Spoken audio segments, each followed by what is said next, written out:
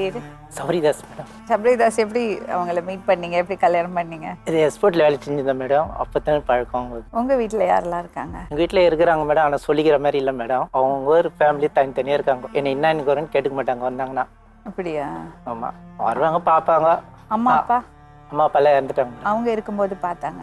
அப்போ பார்த்தாங்க. அம்மா அப்பா சின்ன வயசில் இருக்கும்போதே இறந்துட்டாரு. இப்போ அண்ணா இருக்கிறாரு. அண்ணா சொல்கிற மாதிரி கிடையாது, சுத்தமாக சொல்லக்கூடாது.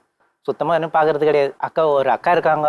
அவங்க வந்து வீட்டு வேலை செய்கிறாங்க. அவங்க வந்து என்ன தான் டெய்லி பார்ப்பாங்க. எதை அவங்க கையில் இருக்க வீட்டு வேலை செய்கிறவங்க எதனா 150 கையில் கொடுப்பாங்க. என்ன வயசு அடுப்பாங்க. மழை வந்தாலும் வேலைக்கு போவார் மேடம், வெயில் அடித்தாலும் வேலைக்கு போவார். அம்ஜக்கரையில் ஒரு எக்ஸ்போர்ட்டில் லெதரில் வேலை செய்தார். அந்த ஸ்டெப்பு ஏறுவாங்க இல்லைங்களா பஸ்ஸில், நம்ம ஜனங்க தான் கொஞ்சம் புரிஞ்சிக்க மாட்டாங்கல்ல. படி ஏறும்போது சாணி கண்டதெல்லாம் மெரிச்சிட்டு அப்படியே ஏறுவாங்க. ஒரு முடியாதவங்க ஏறுறாங்கன்னு யோசிக்க மாட்டாங்க. ரொம்ப கலேஜாக இருக்கும், கை வச்சு ஏறுவார். நான் மழை வருது போவானான்னு சொல்லுவேன். எப்படி சாப்பிட்றதுன்னு போவார் மேடம். அப்படிலாம் ஓடி ஓடி உழைச்ச மனுஷனுக்கு இன்னைக்கு வேலை கிடைக்கல எங்கேயுமே.